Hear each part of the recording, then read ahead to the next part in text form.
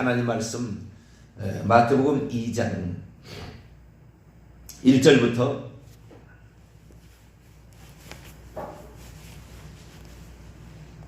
마태복음 2장 1절부터 10절까지 보겠습니다. 마태복음 2장 1절에서 10절까지 말씀을 한 절씩 교독합니다. 헤롯 왕 때 예수께서 유대 베들레헴에서 나심에 동방으로부터 박사들이 예루살렘에 이르러 말하되 유대인의 왕으로 왔습니다. 어디 계시냐? 우리가 동방에서 그의 별을 보고 그에게 경배하러 왔노라. 헤롯 왕과 온 예루살렘이 듣고 소동한지라 왕이 모든 대지상과 백성의 서기관들을 모아 그리스도가 어디서 나이는 이르되 유대 베들레헴이니 이는 선자로 이렇게 기록된 바 또 유대 땅 베들레헴아 어느 유대 고을 중에서 가장 작지 아니하리라. 내게서 한 다스리는 자가 나와서 내 백성 이스라엘의 목자가 되리라 하였음이니이다. 이에 헤롯이 가만히 박사들을 불러 별이 나타난 때를 자세히 묻고 베들레헴으로 보내며 이르되 가서 아기에게 하여 자세히 알아보고 작거든 내게 구하여 나도 가서 그에게 경배하게 하라. 박사들이 왕의 말을 듣고 갈새 동방에서 보던 그 별이 문득 앞서 인도하여 가다가 아기 있는 곳 위에 머물러 서 있는지라. 그들이 별을 보고 매우 크게 기뻐하고 기뻐하더라. 아멘.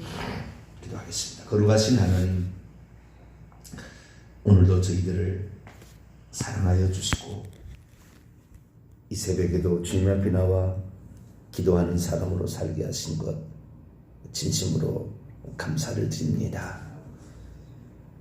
하나님을 섬김이 인생의 가장 큰 기본이요, 거기에서 모든 일이 시작이 되는데 인간들이 하나님을 잊어버리고 살고 있습니다. 믿는다고 하지만 천국과 지옥을 믿지 않는 자도 있고 재림하실 예수 그리스도에 대한 잘못된 믿음으로 오늘도 이단들의 세력에 빠져 있는 자도 많습니다. 주님께서 우리를 인도하여 주시지 않는다면 우리는 하나님 주님을 잃어버리고 살 수밖에 없사오니 지혜와 명철과 그리고 지식을 더하여 주시고 진정으로 주님을 알아가는 자로서 살아갈 수 있도록 길을 열어주시기를 간절히 빌고 나옵나이다. 모든 일에 진실로 믿음을 갖는 자들의 그 모습을 보시고 이끌어주시는 하나님, 온전히 하나님만 의지하고 살아가는 저희들을 되게 해 주옵소서. 이 시간도 주의 말씀을 듣고자 합니다. 저희들에게 말씀하여 주옵소서. 우리 주 예수 그리스도의 이름으로 기도하옵나이다. 아멘. 할렐루야. 성경을 우리가 볼 때 참 신약 성경은 헬라어로 기록됐다는 것이 너무나 감사한 일이다. 그리고 지금 그 성경을 그대로 볼 수 있는 그런 시대가 되었다. 그러니까 목회자가 되었으면 가장 먼저 해야 될 일이 성경 원문을 읽을 줄 알아야 되는 것이죠. 그러면 우리가 대강 짐작했던 모든 사실들이 정확히 드러나게 됩니다. 이제 내일은 성탄절인데 예수 그리스도께서 탄생하신 것에 관한 그 비밀들을 우리가 성경을 통하여 알 수가 있는 거죠. 구약 성경이나 신약 성경이나 지금까지 남겨있는 가장 확실한 자료는 성경이에요. 어떤 역사책보다도 확실한 자료예요.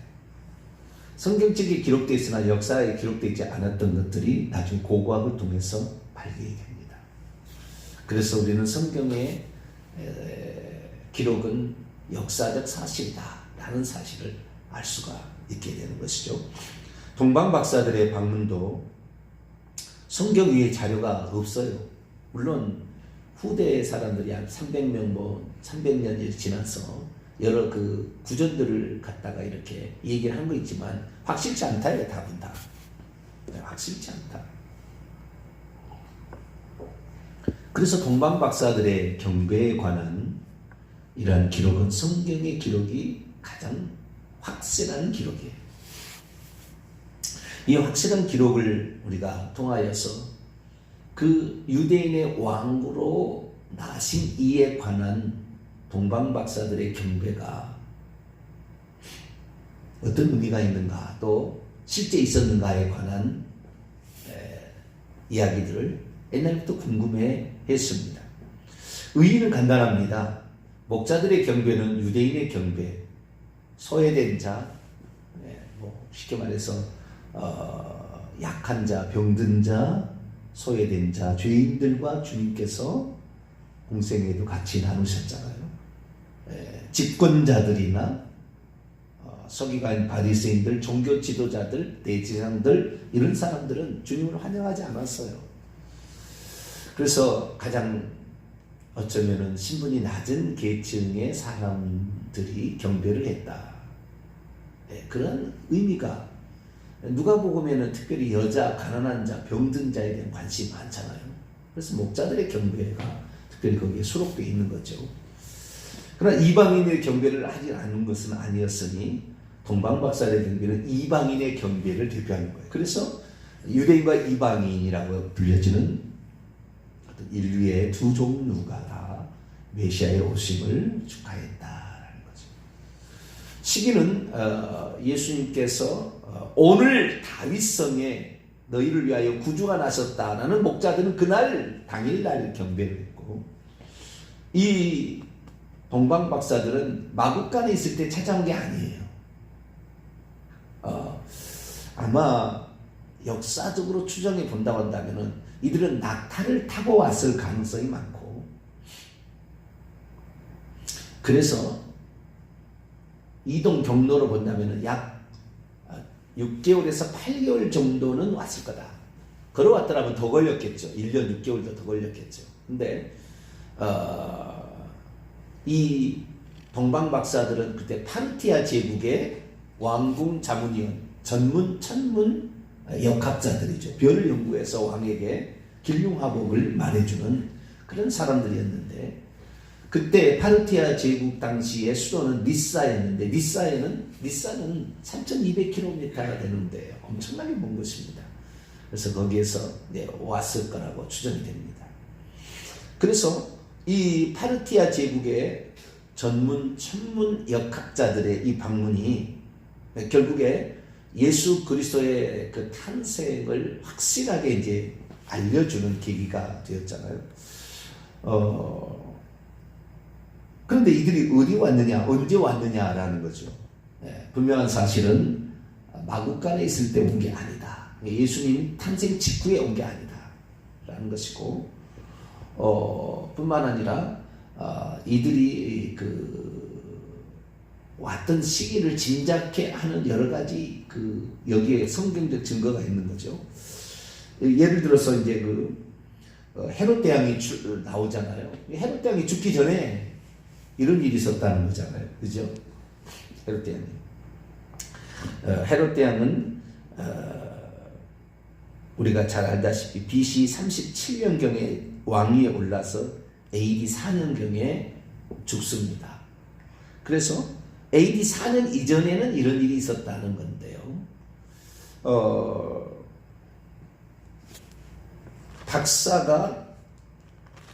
동방 박사가 다녀간 뒤에 헤롯이 자기도 경배를 하려고 하니까 자세히 알아보고 알려달라고 그랬는데 그냥 갔잖아요. 꿈의 지시를 받고. 그래서 나중에 속은 줄 알고 어떻게 해요? 16절, 2장 16절을 보면 헤롯이 박사들을 속은 줄 알고 심히 노하여 사람을 보내요. 베들레헴과 그 모든 지경 안에 있는 산의 아이, 파이스입니다. 파이스. 남자 아이입니다. 아이를 박사들에게 자세히 알아본 그때를 기준하여 2살 아래로 다 죽였다. 2살부터 그 아래로 다 죽였다. 그리고 헤롯이 죽게 되고, 그리고 이제 다시 애굽에서 돌아오라는 거예요. 이게 이 역사적 정황을 보면은 예수님 탄생 얼마 지나지 않아서 헤롯이 죽었음을 알 수가 있어요. 그래서 역사적으로 보게 되면 2살 아래 아기를 죽었다. 만약에 시간이 좀 지나지 않았다고 한다면 갓난 아기를 죽여라고 얘기를 했을 거예요. 시간이 좀 지나지 않는, 그러니까 출생과 바로 연결되어졌다면, 출생보다 훨씬 뒤의 일이라는 거예요. 한참 뒤에. 그러니까 2살 아래 아기를 다 죽이라 이렇게 얘기한 거죠. 그러니까 좀 출생과 상당히 시간이 흘러간 거예요. 그 다음 동방 박사들이 별을, 자기에 있는 3200km 던 리사에서 별을 본 다음에 출발했다는 거예요. 별을 본 다음에. 그냥 별이 있을 줄 알고 한 게 아니라 별을 보고, 동방에서 별을 보고, 그리고 그 다음에 출발했다는 거예요. 그 다음에 또 하나, 그 별이 9절 말씀 보세요. 박사들이 왕의 말을 듣고 갈새 동방 안에서 보았던 그 별, 동방에서 3200km 떨어진 곳에서 이미 보았고요. 보았던 그 별이 문득은 없습니다. 문득이라는 말이 없는데, 그 별이 그들을 앞서가고 있었다 라고 하므로 그 별이 다시 앞서가고 있는 것을 보게 되고요. 문득이라는 게 아니에요. 앞서가고 있는 것을 보지 못했던 거지. 문득이라는 것은 꼭 없어졌는데 나타난 것처럼, 그렇잖아, 느낌이. 그 별이 없어졌다가 다시 나타난 것처럼 되어 있는데 그게 아니고, 그들이 잘못 알고 그 길이, 다시 말해서 이 예루살렘에서 베들레헴으로 가는 그 경로에 있었던 거죠, 그 별이. 그런데 예루살렘인 줄 알고 왔는데 그게 아니었다는 거예요. 그래서 다시 보니까 앞서가고 있더라는 거예요. 왜? 그 베들레헴 10km 떨어진 베들레헴, 예루살렘에서 베들레헴까지 10km 떨어지는데 예루살렘에서 다시 그 아래쪽으로 별이 가고 있었던 거죠. 어디로요? 베들레헴으로, 예루살렘에서. 그래서 앞서갔다는 말이지 사라졌다라는 말이 아니라고요. 사라져서 갑자기 또 나타났다. 그래서 무슨 헨리의 성인이 뭐니, 그게 아니라는 거죠. 계속 그 별은 앞서가고 있었는데 예루살렘인 줄 알고 온 거죠. 그러니까 이들이 정보는 정확하지 않은 거죠. 어디에서 탄생한지 모르는 거예요. 단지 그 별이 메시아의 별이라는 정보를 알고 한 거죠. 그러니까 이들의 해석입니다. 그 별을 메시아의 별, 누군가가 옛날부터 별이 떴다 그러는 것은 위대한 인물이 나타났다, 별이 졌다 그러면은 위대한 인물이 죽었다라는 그런 그 묘사로 옛날에 해왔잖아요. 그렇기 때문에 가장 큰 별, 지구에서 봤을 때 가장 큰 별이 이때 나타난 거죠. 지금 과학자들이 이걸 다 찾아냈어요. 모든 과학자들이, 천문학인 모든 정보들이 지금 다 있어요. 언제 무슨 일이 있었고, 헤롯 대왕이 태어날 때 일식이, 죽을 때 일식이 있었다, 이런 식의 표현들이 다 있는 거예요. 그래서 그 표현들, 헤롯 아켈라오가 왕이 됐을 때, 인구조사는 몇 년에, 이게 다 나와 있는 거예요. 그러니까 이걸 다 조사해 볼 수가 있는 거예요. 그리고 밤에 돌아간 별들의 움직임이 다 나오는 거예요. 그런데, 그 별이 동방에서 보았어요. 그리고 그 다음에 출발한 거예요. 그리고 그 다음에 그 별이 예루살렘까지 그 인도를 한 거죠. 그래서 예루살렘인 줄 알고 왕이 태어나니까 그렇게 하는데 아니었다는 거죠. 왕이 아니라 베들레헴이라고 가르쳐 준 거죠. 그래서 베들레헴 다시 가는 거예요. 앞서가고 있었다. 그 다음에 그 별은 그 아이가 아직도 있었던 곳 위에 설 때까지. 이게 중요한 겁니다. 머물러라는 말을 또 넣어가지고 사람들 헷갈리게 해요. 문득이란 말도 없는데, 문득이란 말도 들어갔고요. 머물러라는 말도 없습니다. 원문에는. 그런데 그렇게 해놔가지고 꼭 우화를 만드는 것처럼 이렇게 해놨다고요. 실제 일어나지 않는 일인데, 그런 것처럼, 동화에 나오는 것처럼 이렇게 표현을 해놨어요. 근데 그러지 않아요. 그 악이 있는이라는 게 미완료거든요. 그 별이 그 아기가 아직도 있었던 곳에, 그러니까 못 떠나게 한 거예요. 동방 박사들이 오니까 하나님께서 그 이방인의 경배를 받고 가라고 못 떠나게 막아둔 겁니다. 그래서 요셉과 마리아가 이미 애가 태어났어요.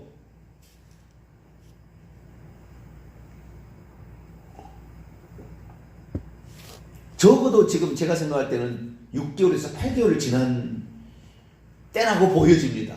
역사적인 모든 과학적인 자료를 다 동원해 본다고 한다면. 그러니까 벌써 난지 8일 만에 할례도 이 아이를 행했고요. 그 다음에 정결례, 여자가 아이를 낳으면 40일 만에 성전에 가서 그 정결례를 해야 되는데 예루살렘에 가서 정결례까지 하고 다시 베들레헴 또 온 거예요. 베들레헴을 떠났어야 되는데 못 떠난 거예요, 지금. 특별히 이 악이라는 말을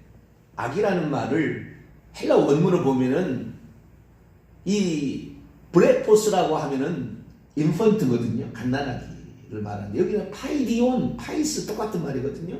파이디온, 7세 이하의 아이들을 일컫는 말입니다. 여기 악이라는 말이 안 나와요. 성경에는 다 아이라고 나오는 건데 번역을 악이라고 했어요.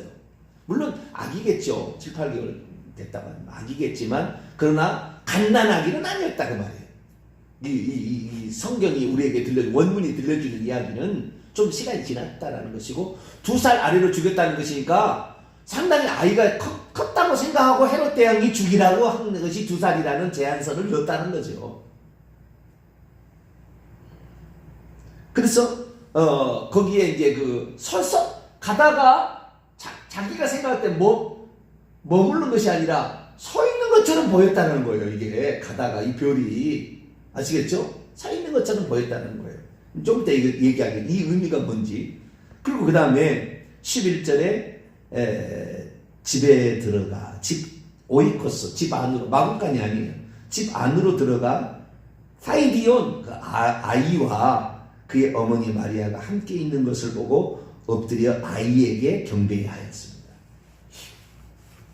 그러니까 이 이야기는 어떤 이야기를 만들기 위한 것이 아니고요. 동화를 만들기 위한 게 아니고 어떤 위인의 출생을 신화하기 위해서 만든 얘기 아니고 실제 사실을 그대로 기록해 놓은 거예요. 이 별이 어떤 별이냐에 관하여 많은 사람들이 궁금해했어요. 그러다가 기독교인 전문 천문학자가 하나 나왔어요. 16세기 1571년에서 1630년 16세기에서 17세기 초반에 요하네스 케플러라는 기독교인인 전문 천문학자, 수학자가 나왔어요. 아주 똑똑한 사람이에요.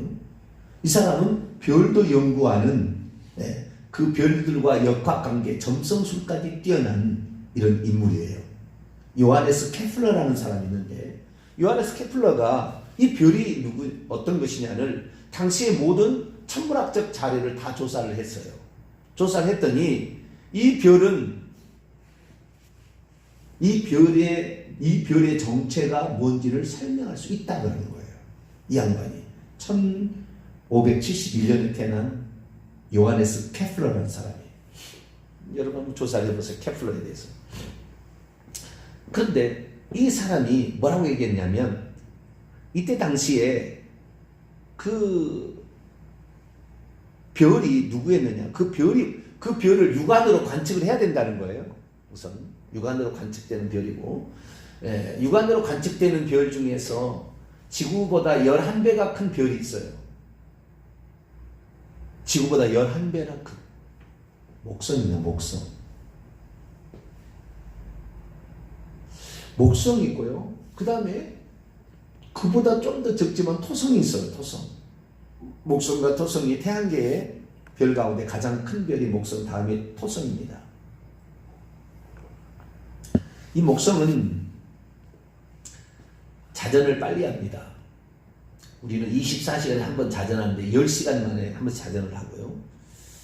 이 목성이 거대한 별인데 목성의 위성이 엄청나요. 지금까지 발견된 놈에도 몇 개까지 된다는데 공식적으로 63개예요. 토성은 꼬리가 있잖아요. 거기다 엄청 많은 타이탄 무슨 많은 이런 그 위성을 거느리고 있습니다. 지구도 위성을 하나 거느리고 있지, 하는 게 딱 달. 그러나 목성이나 토성은 어마어마하게 많은 위성들을 거느리고 있어요. 또 이 달처럼 생긴 것들을 어마어마하게 많이. 그런데 그 목성이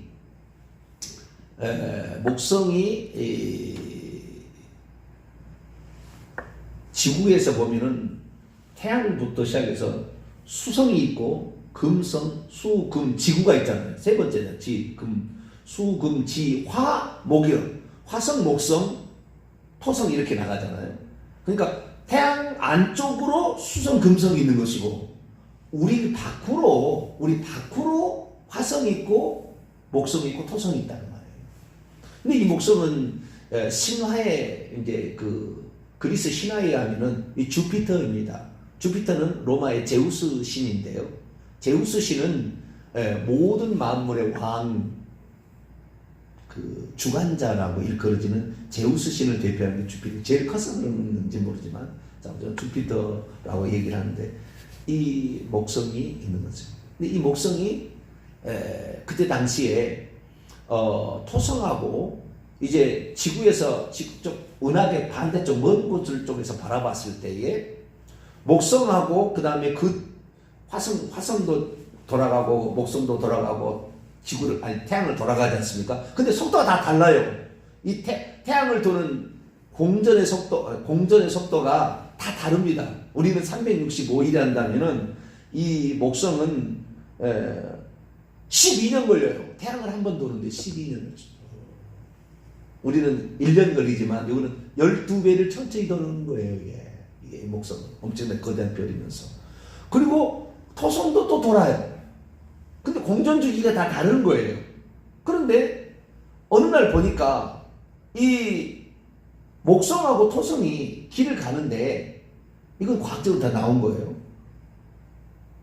이 목성하고 토성이 우리가 지구에서 저 바깥쪽으로 봤을 때 이 별이 그냥 이렇게 지나가면 되는데 이 별이 둘이 겹쳤다가 뒤로 갔다가 다시 겹쳐서 갈 때가 있었어요. 이 두 개의 별이. 그런 일들이 지구 역사에 별로 없는 일입니다. 얼마 만에 나오냐면 854년에 한 번 있는 일이에요. 이 거대한 두 개의 별이 겹쳤다가 우리가 서로 간에 이제 공전을 하지 않습니까? 겹쳤다가 목성이 뒤로 갔다가 다시 앞으로 겹쳤다가 간 적이 있다는 거예요. 이런 일들이 목성하고 토성은 거대한 별로서 육안으로도 관측이 되는 밝게 빛나는 별인데 이 별이 둘이 이렇게 겹쳐지려면 20년에 한 번씩 겹쳐진답니다. 20년에 한 번씩 겹쳐지는데 이 둘이 그렇다는 거예요. 우리 지구에서 봤을 때 이 두 별이 지구로 또 더 빨리 돌아가니까 그래서 이 두 별이 목성 가고 토성 가고 이렇게 갔어야 되는데 가다가 목성이 뒤로 가던 데서 다시 앞으로 갔다는 거예요. 이 간격이 얼마나 걸리냐? 8개월이에요. 8개월. 둘이 만났다가 목성이 뒤로 갔다가 다시 가는 이런 희한한 일이 벌어진 거죠. 이런 희한한 이런 일은 854년에 한 번씩 있어요. 그래서 예수님 탄생 시에 이게 있었고요. 그 다음에 848년에 있었고요. 그 다음에 1702년에 있어요. 앞으로 2050인가 몇 년에 있어요. 한 번 더 있어요. 이 희한한 일이 있었던 거죠. 그래서 이것을 비교해 본다고 한다면 거대한 별이 예수님 탄생하고 날짜가 다 맞아 떨어진다는 거예요. 맞아 떨어져요. 그래서 이 거대한 별을 봤는데 이 거대한 별이 이상한 행보를 보였다는 거예요. 그러니까 이 지금 요 동방 박사들의 이동 경로를 보게 된다면 둘이 이렇게 겹쳤을 때에 그때 거대한 별을 발견한 것 같고 이 별이 뒤로 가는 거니까 이상하게 생각을 해서 이 별이 뭔가 우리에게 알려준다 해서 따라가서 한 8개월 걸려서 다시 예루살렘과 뒤로 갔던 별이 다시 앞서가고 다시 앞서가더라는 이것을 여기서 경험을 한 거예요. 그래서 그 앞서가는 곳에 베들레헴이 있는데 세상의 모든 그 정보나 지식은 하나님께서 우리에게 알려주는 간접적인 정보들입니다. 창조물들을 통하여서는 성경은 직접적인 증거예요. 예수님이 구세주다. 예수님이 베들레헴에 태어난다는 건 직접적인 증거인데 어떤 것도 직접적인 증거를 자연 만물은 알려줄 수가 없어요. 그냥 간접적으로 알려주는 거죠. 그런데 예수 그리스도께서 이 땅에 태어나시고 예수 돌아가신 날도 그날 대기의식이 있었어요. 딱 역사가 나와버리는 거예요. 역사가. 그날 낮에 컴컴했다 하잖아요. 낮에 흑암이 12시부터 몰려와서 컴컴해가지고 일단 그 개기일식이 그날 있었던 거예요. 그러니까 개기일식이 일어나는 그날 예수님 돌아가는데 개기일식이 일어나려면 우연히 그냥 개기일식이 일어나는 게 아니라 지구를 만들고 달을 만들었을 때 이미 이것의 운행을 결정해 놨다는 거잖아요. 태양계의 움직임을 하나님이 창조할 때부터 예수님이 태어날 때 어떻게 일이 벌어질지를 창조 때부터 이미 결정해 놨다는 거 아닙니까? 이 예수님 탄생도 그렇고 예수님 돌아가실 때도 그렇고. 그러니까 우리가 이제 모를 때는 개기일식이 일어나는 모양이구나. 목성이 그때 거대하게 좀 별이 좀 빛나는 모양이구나. 우리가 달을 볼 때도 어느 날 달이 엄청나게 클 때가 있습니다. 거대하게 클 때가 밝게 붉게 또 빛날 때가 있고, 그러듯이 그 목성이 그때는 이상한 행보를 보였고 거대하게 빛을 비쳤다가 앞으로 갔다 뒤로 갔다가 다시 앞으로 가는 그런 상황에 이제 그러니까 이 별이 목성하고 비교해 보면은 뒤로 갔다가 앞으로 갈 때 이렇게 서고 있었던 것처럼 보이는 거죠. 뒤로 가지 않냐고 다시 서 있는 것처럼 보였던 그날. 그러나 장소는 절대 알 수 없어요. 내일 저희가 얘기를 이제 시간이 지나서 얘기하겠습니다만은 역사적인 천문학적인 모든 자료들이 예수 그리스도의 탄생을 알려주는 일이 있었다는 거예요. 그러나 장소가 베들레헴이고 베들레헴의 그 집이라는 것은 아무도 모르는 거죠. 그 별이 베들레헴을 지나서 다른 데로 가서 그 밑에 있는 다른 지역에 가서 거기에서 태어날 아기를 가르치니 알 수가 없는 거예요. 성경이 가르쳐줘서 베들레헴이라고 가르치는 거죠. 그래서 우리는 성경을 얼마나 중요하게 여겨야 하는지 몰라요. 왜? 성경은 정확한 정보를 알려주는 것이고 전체 자연 만물은 대강의 정보를 우리에게 알려주는 거예요. 근데 그 대강의 정보를 알았음에도 불구하고 그들은 그것이 메시아의 별과 연결을 시켰고 그 메시아를 경배하기 위해서 목숨을 담보한 여행을 순례했다는 거예요. 그래서 우리는 이 요셉과 마리아가 떠나지 못하고 그게 기다릴 수밖에 없었던 이유가 동방박사 때문이었다. 우리가 하나님을 위하여 어떤 마음과 열정을 지니게 되면 하나님은 우리 마음의 중심을 보시고 우리를 위하여 어떤 일을 행하신다라는 것을 알 수가 있어요. 그래서 우리는 마음 중심에 우리가 하나님에 대한 열정과 주님의 뜻을 이루게 되는 그 마음을 갖고 살아가게 된다면 하나님께서도 모든 일들을 멈추시고 그 일을 하게 하는 것처럼 우리가 하나님에 대한 거룩한 열망을 품고 가시게 되기를 간절히 바랍니다. 거룩하신 하나님 감사합니다. 동방박사들의 방문이 소설이나 우연히 어떻게 별을 갖다가 거기다가 잡아 묶어두었다, 말도 안 되는 이야기를 만드는 게 아니라 우리 하나님 천지만물을 창조할 때부터 이미 그런 계획을 세우시고 이 땅에 하나님의 아들을 보내시기를 작정하시고 이루셨습니다. 하나님, 우리가 이런 역사적 환경 가운데 요셉과 마리아가 베들레헴을 떠날 수 없었던 이유가 무엇이었는가? 주님, 그들을 경배하러 하는 동방박사들이 있었기 때문입니다. 주님, 우리들도 하늘나라를 거룩한 열망을 품고 기도할 때 하나님 우리의 뜻을 이루시고 우리에게 모든 형편을 제공할 수 있다는 사실을 알고 오늘도 거룩한 열망을 품고 하나님을 섬기는 우리 모두가 되게 해 주옵소서. 우리 주 예수 그리스도의 이름으로 기도하옵나이다. 아멘.